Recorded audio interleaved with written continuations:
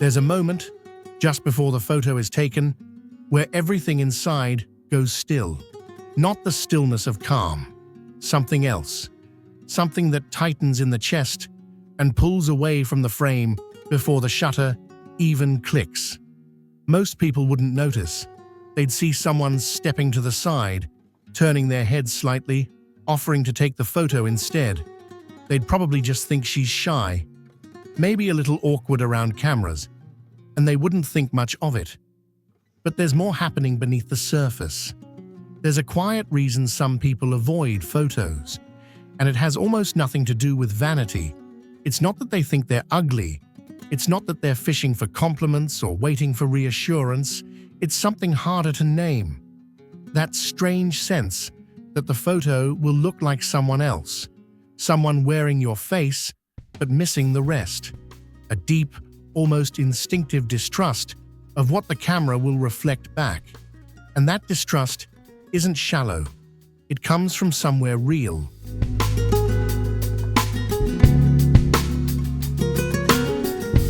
For some people, a photograph doesn't feel like a memory.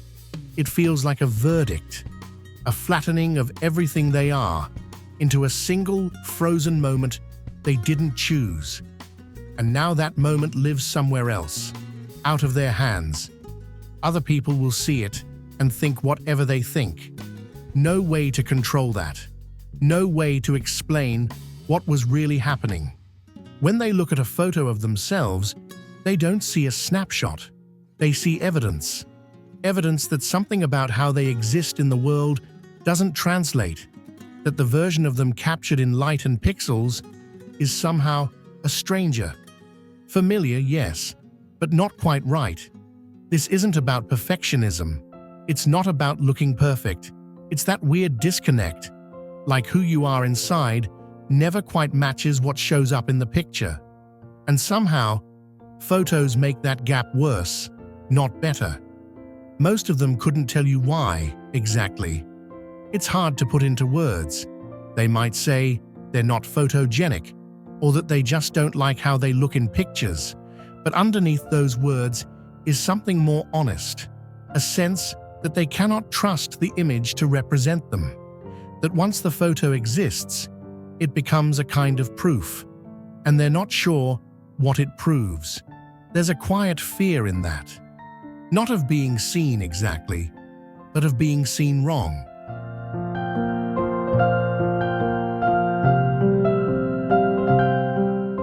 What most people don't notice is how much emotional memory gets stored in images. For someone who has been looked at with criticism, comparison, or disappointment, a photograph is never neutral. It carries echoes, old voices that measured and found them lacking, moments where they were reduced to how they appeared rather than who they were. A photo can bring all of that back, not consciously, not always in words, but in the body, in the way the stomach tightens when someone pulls out a camera, in the instinct to hide, to angle away, to suddenly become very interested in something else. This is not weakness, it is memory. It is the body remembering what it felt like to be looked at and not seen. These experiences don't disappear with time. They settle into the nervous system. They shape how a person relates to their own reflection, their own image, their own presence in the world. For a long time, I thought something was wrong with me. I watched other people smile easily for cameras. I saw them post photos without hesitation, scroll through albums without flinching. And I wondered why I couldn't do the same, why every photo of myself felt like a small betrayal, why I avoided looking at them, avoided being in them, avoided the whole ritual of capture and display. I told myself I was just awkward, unphotogenic, not the kind of person who shows up well in pictures. But those explanations never quite fit, because it wasn't about how I looked. It wasn't the photo. It was knowing someone else would look at it and think that was me, frozen, permanent, out of my hands. I realized, slowly, that I wasn't afraid of the camera. I was afraid of the gap, the distance between who I knew myself to be and who the photo said I was. That gap felt unbridgeable, and every image seemed to widen it. What I didn't understand then, and what took years to learn, is that this avoidance wasn't a flaw. It was a form of protection, a way of guarding something I couldn't name but knew was valuable. My sense of self, my inner experience, the parts of me that no image could hold. I wasn't being difficult. I was being honest about something that mattered to me, even if I couldn't explain it. There's a difference between avoiding attention and protecting identity.